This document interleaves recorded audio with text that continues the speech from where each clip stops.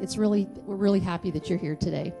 We invite you to go out into Fellowship Hall to our concierge table after the service and pick up a welcome packet. There's a gift in there for you, and there will be someone available to answer any questions about who we are and what we do here at the center. Let's take a moment now to celebrate being in community with each other. Please turn to someone near you and greet them.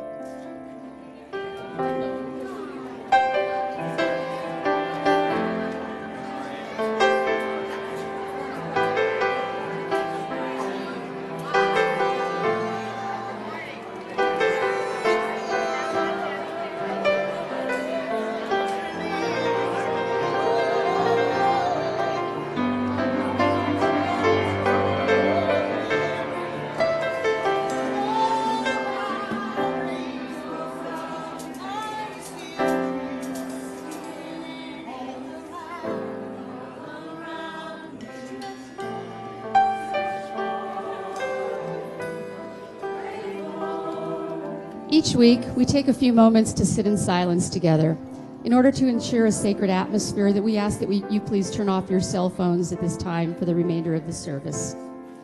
Our musicians will now lead us in a chant that will take us into our 2 minutes of silence.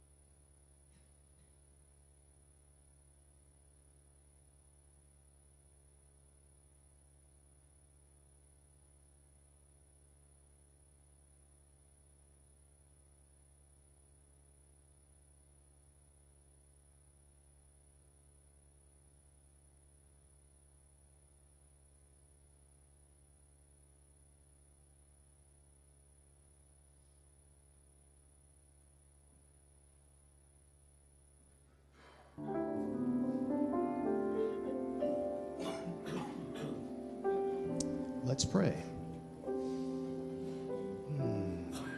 As we embark further upon this journey of sowing seeds of greatness, let us begin by remembering a profound truth, that the infinite, unconditional love intelligence that created the universe breathed each and every one of us into existence. It uniquely configured itself and gave itself your names and my name. We are the thing itself. Imbued with all of its qualities and characteristics, forever held in the arms of unconditional love, its qualities are our qualities. These are the seeds of greatness that are woven into our spiritual DNA always present within us, and all the power of the universe is conspiring on our behalf so that we can step into a greater experience and expression of those qualities. And as we do so, we start to become co-creators of our lives, the architects of our own destiny, wherein our lives become more peace-filled, more love-filled, joy-filled, meaning-filled, purpose-filled, lives more worth living. That is our journey. And that is what is available to us simply because we are Spirit's beloved children in which it is most proud. And so, as we set sail upon the seas of infinite possibility, let us open our hearts so that gratitude and enthusiasm can wash over us as we embark upon this journey. And so I release these words, knowing that it is done. It is so, so be it, and so it is. Please join me in today's affirmation. I know, affirm, and declare that divine intelligence, the mind of God, now guides and directs my every thought, my every action. I know what to do, when to do it, and how to do it. Go Niners.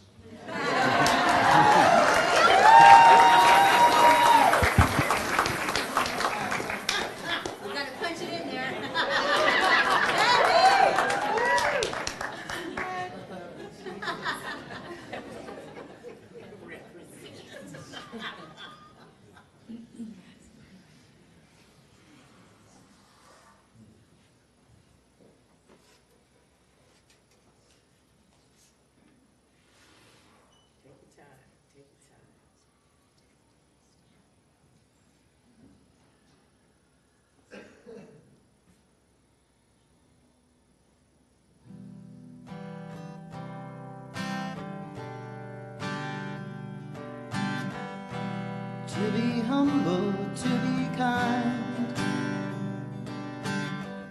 it is a giving of the peace in your mind.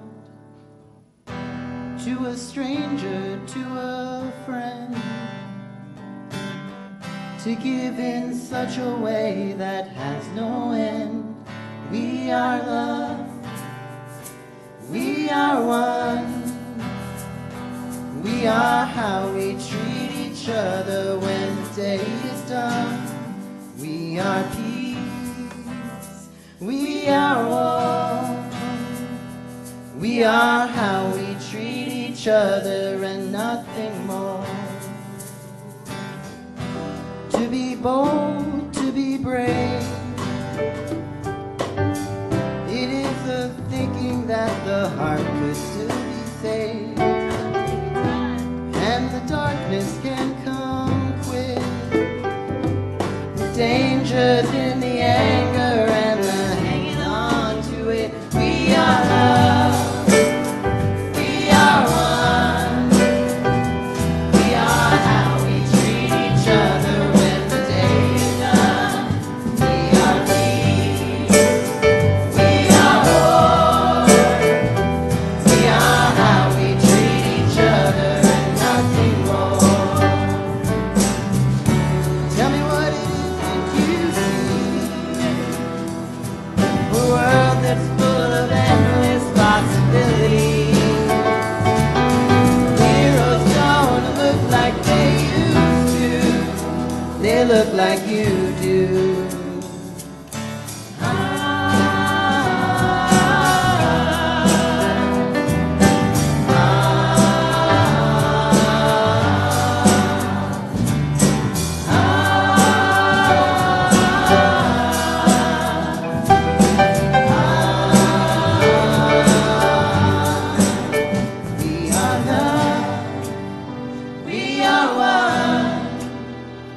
We are how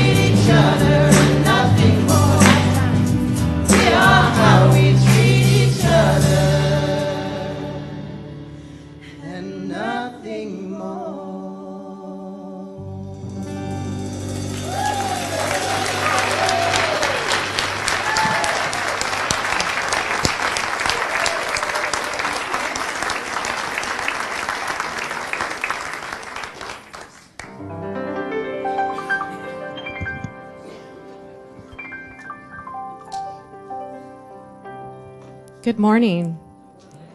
My name is Kelly Green, and I'd like to share a story with you that began about 2 years ago. After having been at a conference in Southern California with some of my friends, I returned home as a woman on a mission. My mission was to speak my truth to my husband. I walked in the door of our home, already feeling the tension in the air, sensing that he already knew what I was going to say. And I laid my cards on the table. For the first time in the nearly 13 years we had known each other, I spoke from a place deep in my heart. This is a place that I had been shying away from most of my life. This is a place so pure, so real, so anchored in truth that it actually terrified me. It took a huge amount of courage to finally allow myself to connect with that place and to speak to him from there. In that moment, I took a stand for myself. And honestly, I took a stand for him too. Neither one of us was happy in our marriage. We had been fooling ourselves for far too long, thinking that we would ever be happy again. So I packed up my kids, my dogs, and my belongings and moved out of our house and into a new house, a house with fresh energy. I was so excited to start fresh and new. Little did I know that for nearly 2 years we would be engaged in an intense battle. And little did I know that I would throw myself into behavior that I hadn't experienced in almost 2 decades. The emotional stress and pain from the divorce was almost too much for me to bear. I knew that the marriage was over, and I knew that this was the right thing to do, but I didn't know how to manage all the emotions and layers of grief that showed up as a result of our separation. So I turned to an old, reliable friend of mine for support. This is a friend that used to be by my side all the time many years ago. This is a friend that knows how to soothe me like no other. This friend is food. The irony is that I was a holistic nutrition coach who specialized in weight loss for women. I was teaching women how to heal their emotional eating, heal their bodies, and find peace with food again. There was a long period of time when I was in denial about what I was doing. And later there was a period of time when I started sharing on my blog little bits and pieces of the struggles I was having with food and my weight. But it wasn't until my body gave out on me that I really understood the depth of my problem. I had become so sick physically and emotionally that I could no longer deny that what I was doing wasn't working. And in fact, it was nearly killing me. And so in the midst of a deep depression, I began to reach out for help. I showed up here for Sunday services. I took foundations class twice. I even asked Dr. David for personal guidance. And I remember the day that I sat in his office, tears streaming down my face for an entire hour as he listened and held sacred space for me. It seemed like every Sunday Dr. David was speaking directly to me. And it seemed like every Sunday, somewhere in his sermon, he would say, very lovingly, "Get off it and get on with it." And every week I would try my best to let go of the grief and pain and just get on with my life. I had begun researching all the ways that I could help my body and my mind heal. And oddly enough, I began working the program that I had developed for my clients. It's all about taking a holistic approach to weight loss, addressing the physical body as well as the mental, emotional, and spiritual parts of us, which I believe is essential when it comes to dysfunctional eating. It's not just about going on a diet. The eat less and exercise more paradigm that we've been taught is not the key to permanent weight loss. If it were, we would all be thin. The most difficult part of the journey was dealing with the shame and embarrassment. There were times when I felt like a fraud and questioned whether I should continue to do my work. So many times I considered throwing in the towel on my business because who was I to be teaching women about weight loss when I couldn't get a handle on my own problem? The more weight I put on, the more I wanted to hide. I didn't want anyone to see me, so I became somewhat of a hermit. On Sundays when I showed up here for 11 o'clock service, I would sometimes pretend that I was invisible. And time and again, when someone would notice me, they would invariably ask, "Are you new here?" Even though I had been coming here for nearly 2 years. One thing that kept me going was my clients. They were experiencing tremendous success. Everything I was learning about how to heal myself, I would teach them. I felt myself coaching them from a deep place of compassion and understanding. I remember one day I hung up the phone after working with one of my clients, and it dawned on me that I had become an amazing coach. My clients were always thanking me for really getting them and for helping them discover the pieces of this mysterious puzzle. Looking back, I know that the one thing I never lost in the midst of all the craziness was faith. I came to realize that I wasn't broken. I didn't need to be fixed. I was simply moving through one of the greatest evolutions of my life. I believe that my experiences over the past 2 years, all the good and all the bad, were gifts. I have nothing to regret, and I am grateful for everything. So here I am today. My body has healed itself. I feel amazing. I have incredible energy. I feel light. I feel strong. I feel lean and fit. I have no signs of depression, and in fact, I feel more lit up about life than ever. I am no longer surviving. I am thriving, and I choose only to speak from my heart. You might be interested to know that I have a renewed commitment to doing the work I do, and it's my intention to take a stand for every woman who struggles with her weight, who has a dysfunctional relationship with food, who hates her body, and who is not living up to her full potential due to her weight. It's my intention to educate women about what's really going on so they can stop blaming themselves, stop feeling embarrassed and ashamed, stop feeling like a failure, and instead begin living as they open up to the freedom that comes from fully understanding and healing that which is screaming for attention. So I'm happy to say that I'm no longer interested in hiding. So if you haven't seen me here before, my name is Kelly, and I'm so happy to meet you. Thank you.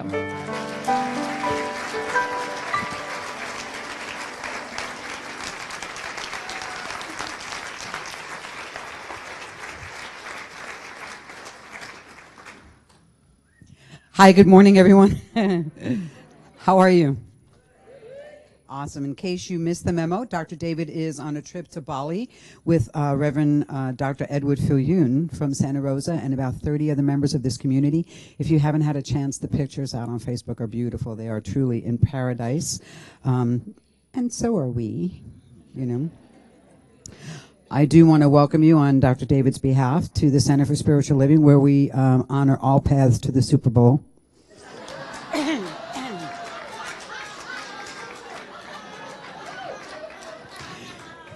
We have guests in the house, and I suddenly feel like the parent reminding everyone, behave.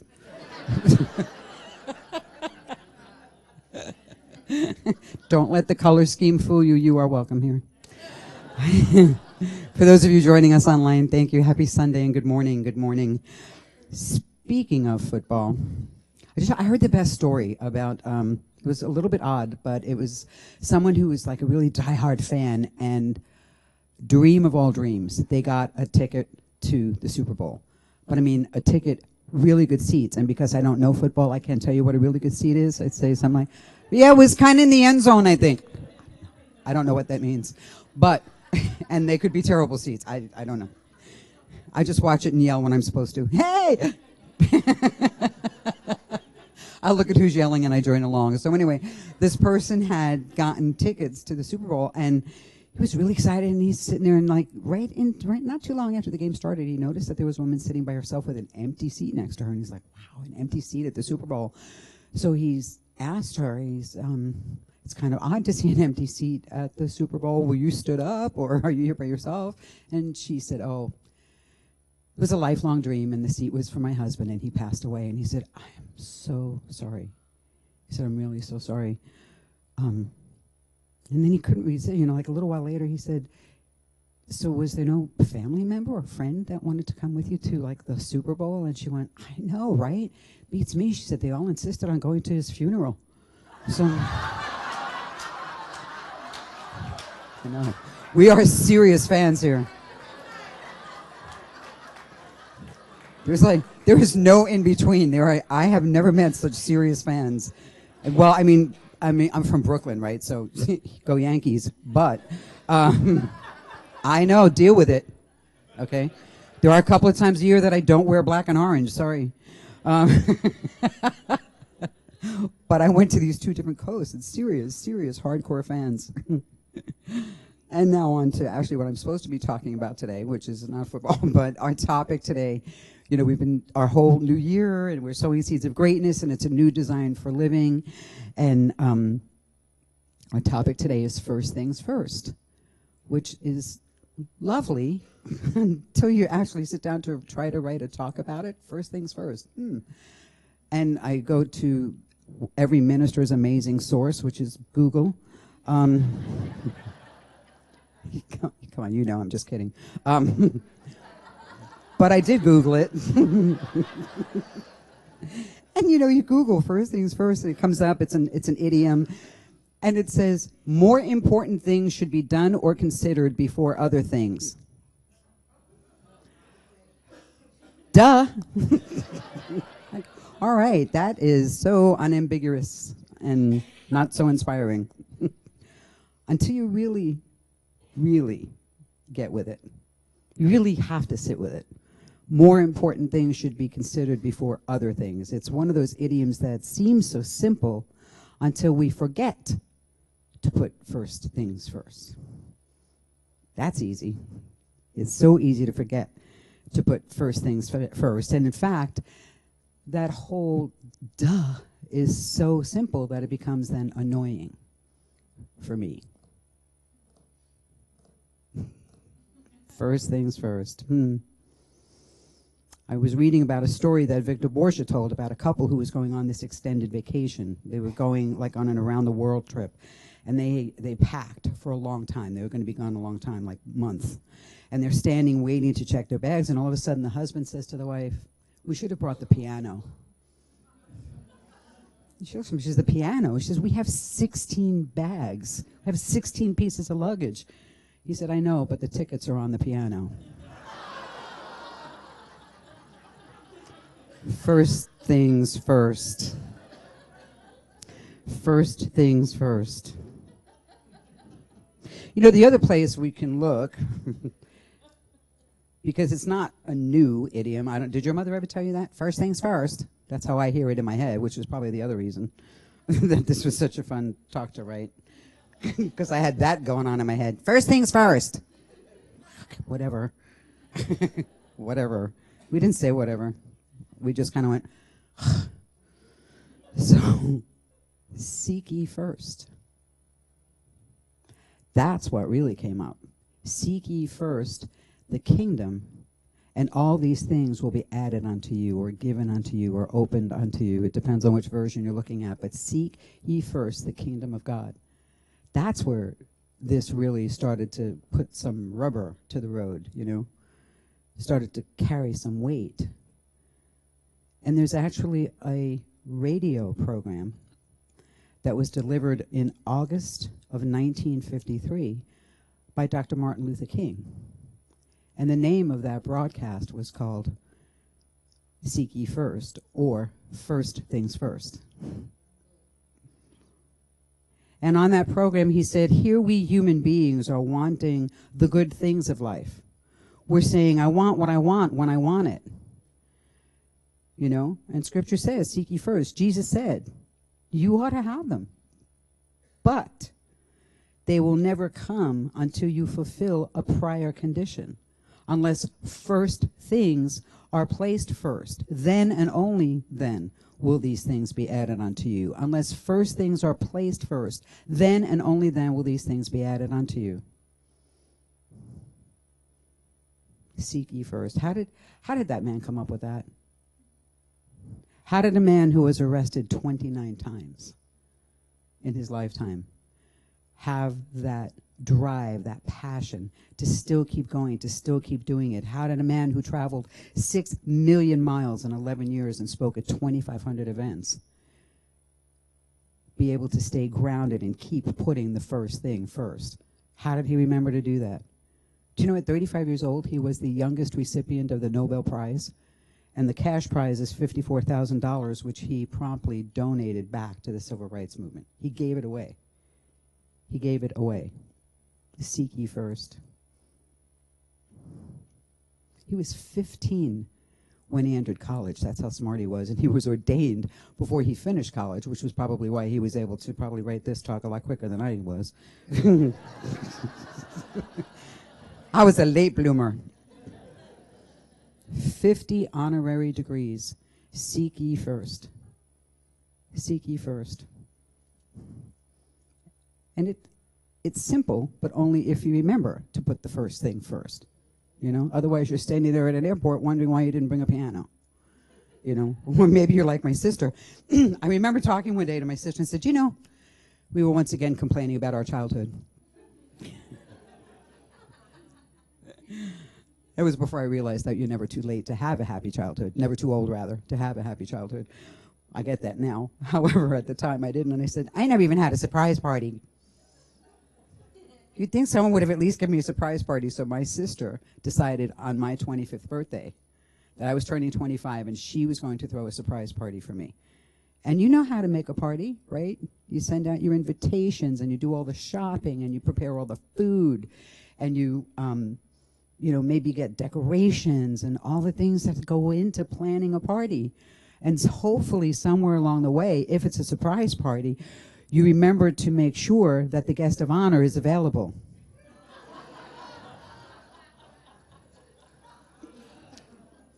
She planned a party 48 hours after I had an appointment for major oral surgery. I showed up at my 25th surprise party, 25th birthday surprise party, looking like a platypus. Like my top lip was somewhere like almost stretched back over my head. I was pretty.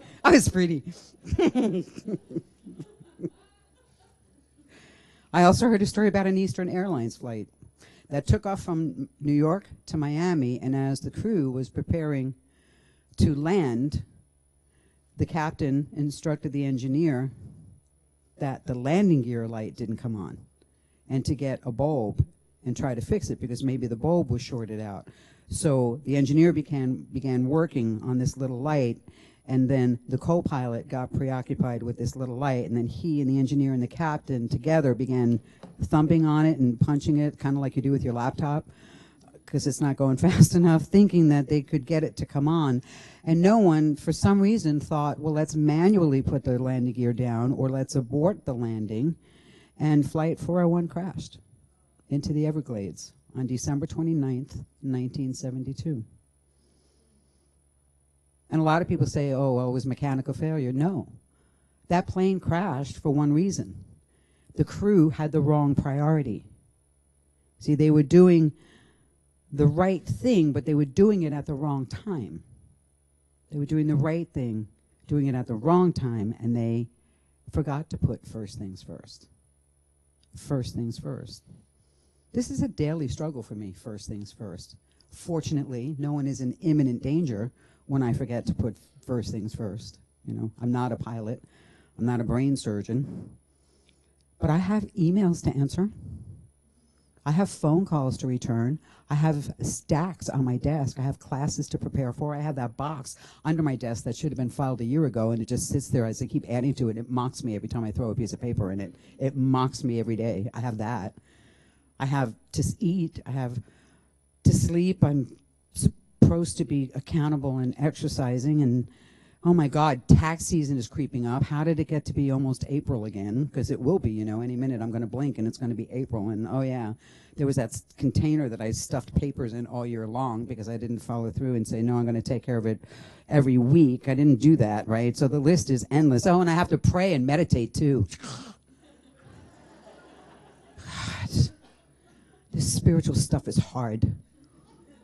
The list is endless, and they're all first things. I have to get them all done. They're all first things. And before you know it, I'm having a full-blown attack of premature procrastination. I start procrastinating before I even get to the task, and then I fantasize about what excuses I'm going to give for not getting it done.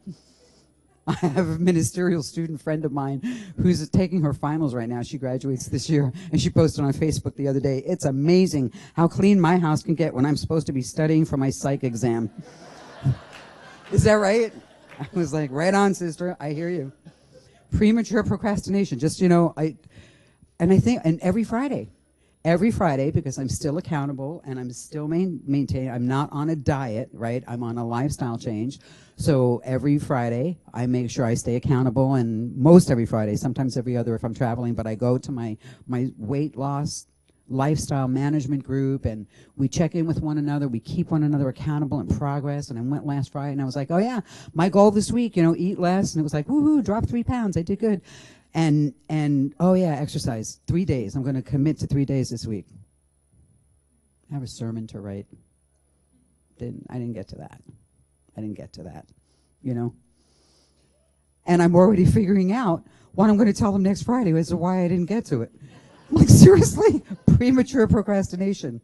But there's a powerful lesson in that. There's another powerful lesson, because if you ask any ER nurse, if you ask any EMT, they have a word that is critical for them, and that word is called triage. Triage. It is the process of determining the most important people or things from amongst a large number that require your attention. Or as Stephen Covey puts it, the main thing is to keep the main thing the main thing. It's very succinct. The main thing is to keep the main thing the main thing. So in that context, I began to think, what if there was a key, like some kind of spiritual triage? What if there was a spiritual triage for my life? It's something that reminded me all the time. The main thing is to keep the main thing the main thing. What would spiritual triage look like? What if I needed a spiritual tourniquet? Or a spiritual injection? So I found 3 questions. I found 3 questions that I thought were so valuable to what I'm calling spiritual triage. And the first question is, what is most important? What is most important? It's a simple question, kinda. The second question is, what gives your life meaning? What gives your life meaning? And the third question is, what do you want to be and do in your life? What do you say you want to be and do in your life? That's spiritual triage. It's just 3 questions. So for me, what's most important? My relationships. My relationship with God, my relationship with my family, my spouse, my kids, all of you. That is really important to me, my friends. And then it's what gives your life meaning? My relationships. Right, my relationship with God, family, friends, you. Creativity is in there. That's important to me. And what do you want to be and do? Well, I want to be a minister who leads with a great deal of grace and integrity, remembering to put God and people first. When I really looked at that, I had to answer those questions honestly, right? Because I can't stand here and lie. Well, I could, but you'd know. We have taught you well, grasshopper. Nothing on there said anything about the stack. It didn't say anything about the box under my desk that mocks me to file it. It didn't say anything about the emails. None of that was on there when I looked at it. And I thought about Martin Luther King. Imagine if you asked him those 3 questions. What is most important? What gives your life meaning? What do you want to be and do in your life? Freedom, righteousness, equality, the rights of every human being. Could you imagine if he worried every day that he had filing to do? Or that, his room looked a little messy or chaotic, or maybe he didn't make his bed? That's not in there. So what do you do? What do you do when all of your firsts, when your list is all firsts?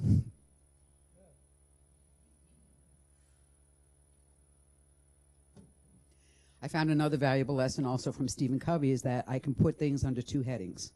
I can put them under the clock, or I can put them under the compass. There's a clock and there's a compass. Right now the clock is those things. The clock is my commitments. The clock is my appointments. The clock is my schedules. Maybe goals and activities. And none of those are bad things, by the way. None of those are bad things. We have to have them. It's how we live our life. It pays the bills and all of that. They're necessary. We don't bail on them because then we're out of integrity, right?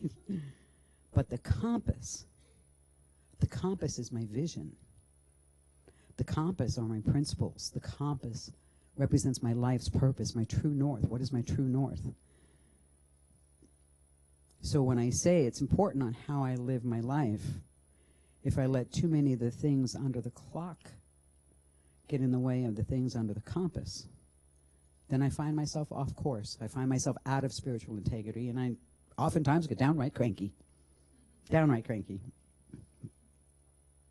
I was reading a book by Dorothy Haskins, and in her book, A Practical Guide to Prayer, she gave me the second thing that I thought that really resounded with me, because the first was my premature procrastination. It's like, I got it, I'm all over it. But Dorothy Haskins tells about a noted concert violinist who was being interviewed, and she was asked, what is the secret of your mastery of this instrument? I mean, you're remarkable. And the violinist, the woman, answered the question with 2 words: planned neglect.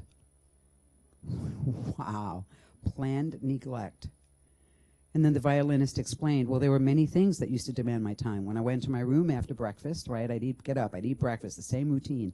And then I'd make my bed, and then I'd, straighten things out, and I'd dust, and maybe do laundry, and did whatever seemed necessary at the time. And when I finished my necessary work, I turned to practice my violin. When I did what I thought was necessary, I then began to practice the violin. And that system prevented me from accomplishing what I should. So I revised it. I deliberately planned to neglect everything else until my practice with my violin was complete. And that program of planned neglect is the secret of my success. Planned neglect.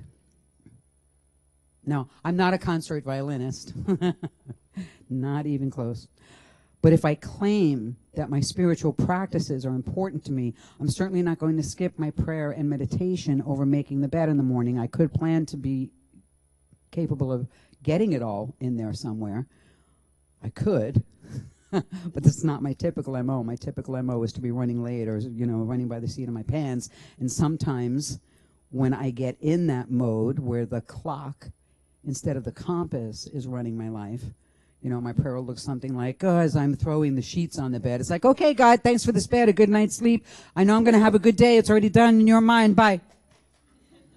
That's what it looks like. It's pretty. It's awesome. But there's no depth to it. It's not part of my compass. But planned neglect will become an important concept in those times. Planned neglect is when I just say, yeah, I'm going to be a little late for that meeting. And I make amends, and I let people know, or I do what I have to do, and the bed stays unmade. So what? It's an excuse not to make the bed. Who doesn't want that? Right? The universe didn't fall off its axis because I didn't make my bed this morning. But I can start off in that space. That's important. I can start off remembering who I said I wanted to be. Just want to leave you with those couple of things. Where in your life might you notice premature procrastination? Are you living more by the clock or the compass? And how might planned neglect help you to really put things first? Put first things first. During the early days of the Salvation Army, William Booth and his associates were bitterly attacked by the press. The Salvation Army was vilified. And they were attacked by religious leaders. They were attacked by government leaders. So whenever his son, Bramwell, showed Booth the paper, the general would look at his son and say, Bramwell, 50 years from now, it's going to matter very little how these people treated us. But it will matter a great deal how we dealt with the work of God. Seek ye first, and all of these things will be added unto you. Let's pray. Let's pray.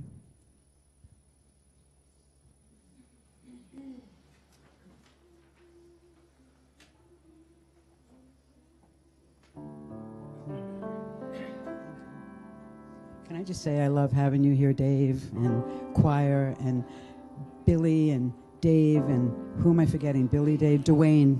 There was somebody.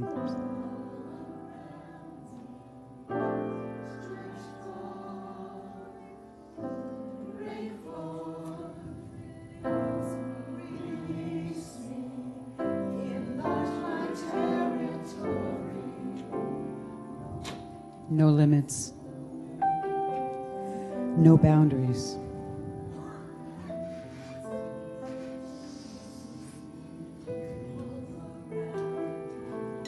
Stretch forth, break forth, enlarge my territory. These aren't just words.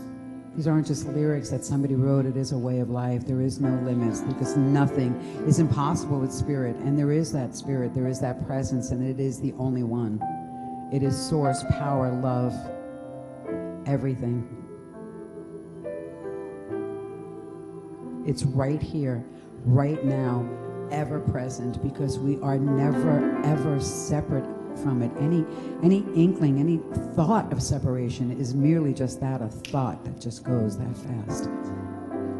Because it's not your truth and it's not my truth. There is no place we can go. There's no place we can be where God is not. There is no situation we can be in that God is not right in the middle of. There is nothing, no matter how we judge it with language, there is nothing that God does not hold for us. And that's why every prayer, before we even talk about it, before we even say it, it is already done in the mind of God. Imagine that there is nothing you can fathom that isn't possible, that isn't pure potential, when we remember to put first things first, when we remember to seek first.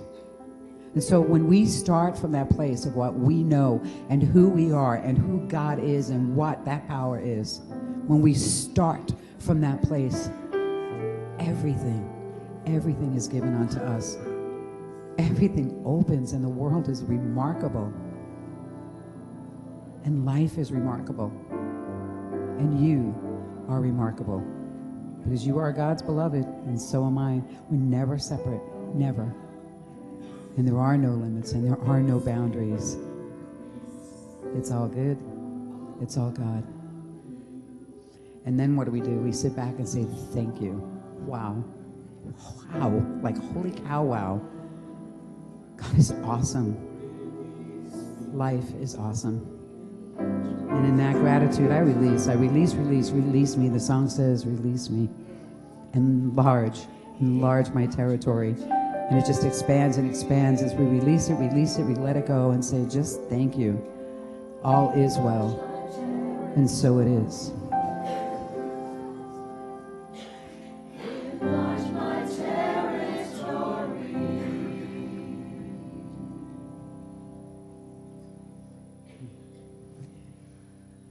This is the time in our service where we share our gifts and our tithes and our offerings. So I invite the ushers to come forward. If you're a guest, if you're visiting us for the first time, please know that we have no expectations. Give if you feel called, or you can simply bless the basket as it passes. Please don't take anything out, though. Our giving affirmation is love within me blesses everyone I meet today, and I am surrounded by goodwill. Everything I touch today prospers.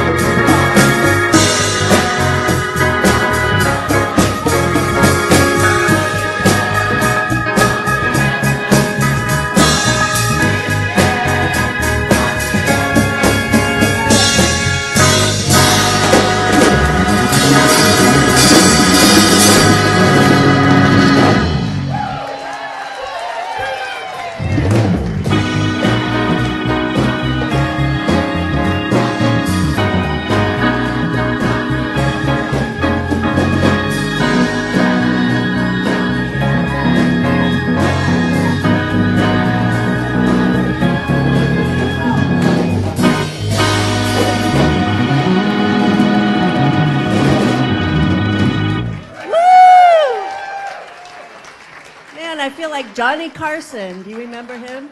Dave Letterman, whatever. Hi, my name is Deb, and this is Dave Dumont, and together we're doing your announcements. Yay! So tonight, because of the game, we are canceling Sunday night service. We are so... Okay, we're not really canceling it because it's only every other week, and tonight there is no service, so enjoy the after party.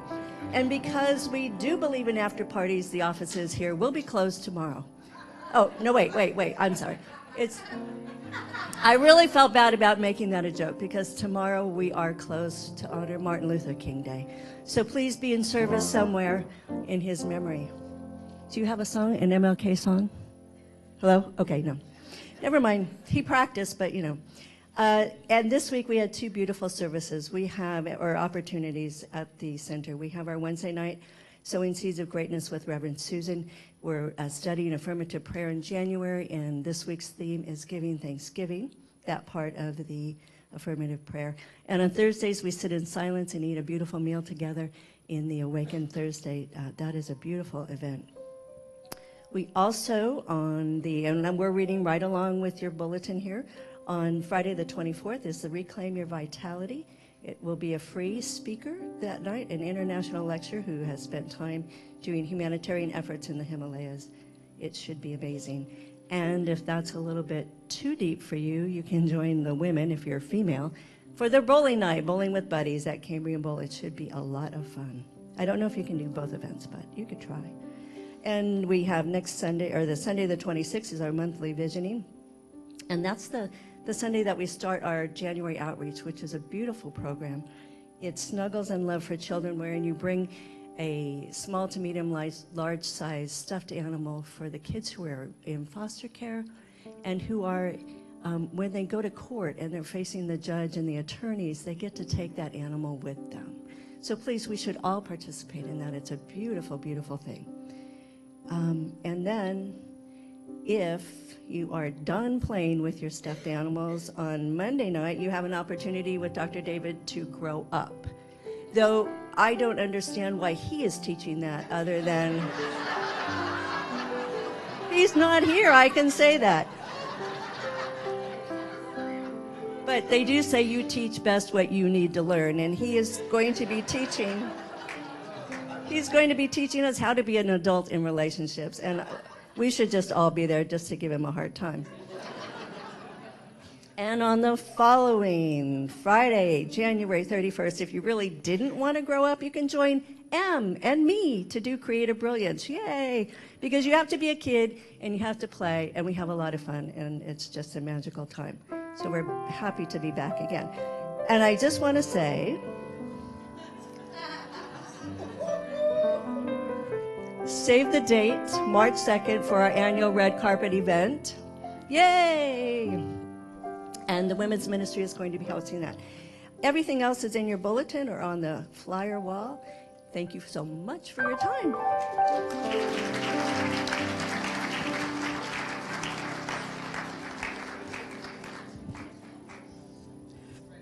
All right, everybody. If there is something in your life for which you would like prayer, whether it is something that is heavy on your heart or you just want to absolutely celebrate that your team won, how's that for politically correct?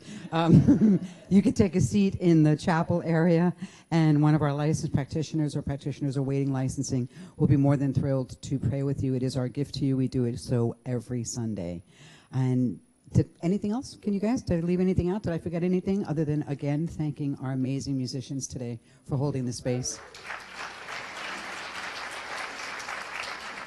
David will be back next Sunday, so please stand and take the hand of the person on your right and on your left. Join me in a moment of benediction. Wow. Benediction. That was funny in my head. Won't you know with me that you are never alone, that God's source spirit is where you are right now and always, and all you need to do ever at any moment is look inside and know that you are guided, sustained, directed, and deeply inspired by a source that knows only good for you. So joyously, let us make use of these gifts this week and every day in all that you think and all that you say and all that you do. And so it is. Won't you please repeat after me? Something wonderful is happening as me right now. Something wonderful is happening to me right now. Something wonderful is happening through me right now. It is this thing called life.